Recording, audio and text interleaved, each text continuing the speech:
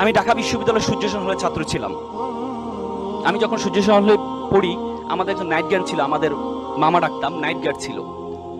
তিনি সারা রাত ধরে ডিউটি দিতেন, সকালে পিঠা বিক্রি করতেন। তা আমি বললাম, মামা আপনি সারা রাত ধরে ডিউটি দেন, সকালে আবার পিঠা বিক্রি করেন, আপনি ঘুমান কখন?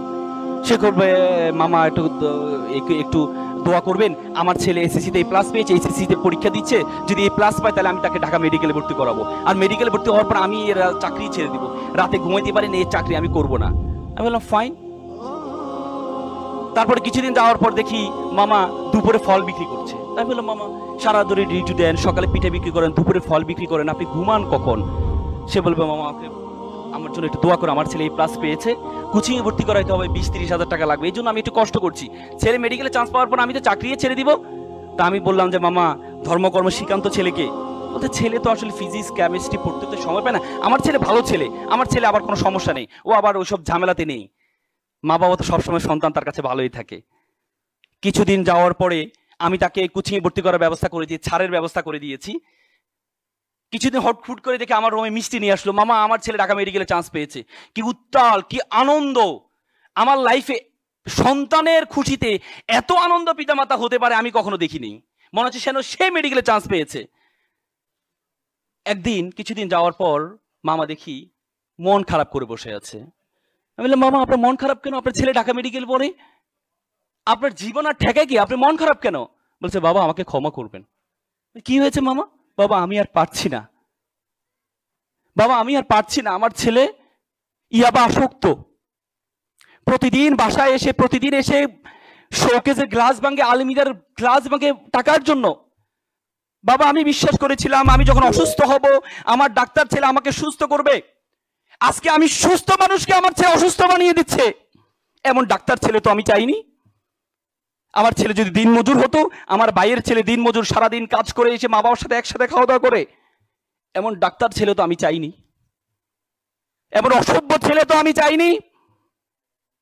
With due respect to our guardians, আমি আপনাদেরকে সম্মান রেখে বলছি, আপনি আপনার ছেলেকে ডাক্তার বানালেন, ইঞ্জিনিয়ার বানান, কোনো কাজে আসবে না যদি আপনার ছেলের মধ্যে ধর্মীয় জ্ঞান না থাকে।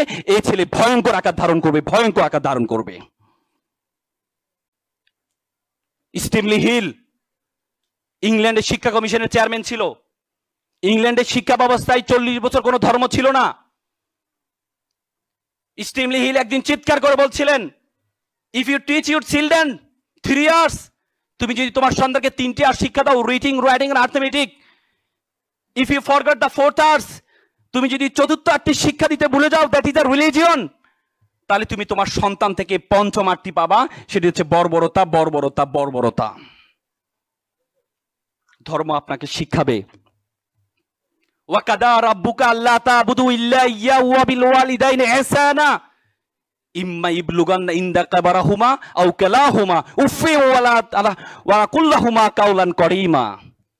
তোমরা মা বাবার সাথে উফ শব্দটি পর্যন্ত ব্যবহার করো না, উফ শব্দটি পর্যন্ত ব্যবহার করো না। ওয়াকফিদ লাহুমা জানাউ যুলা মিনার রাহমা ওয়া কুল রাব্বিরহামহুমা কামা রাব্বায়ানি সাগীরা।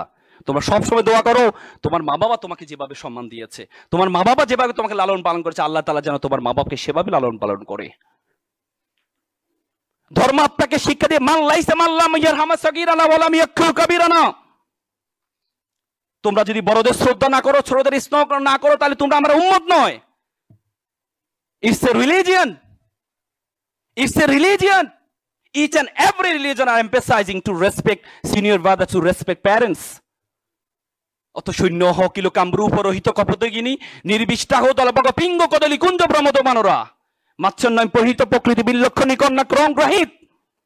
প্রত্যেকটি ধর্ম ভালো কাজের কথা বলেছে, প্রত্যেকটি ধর্ম।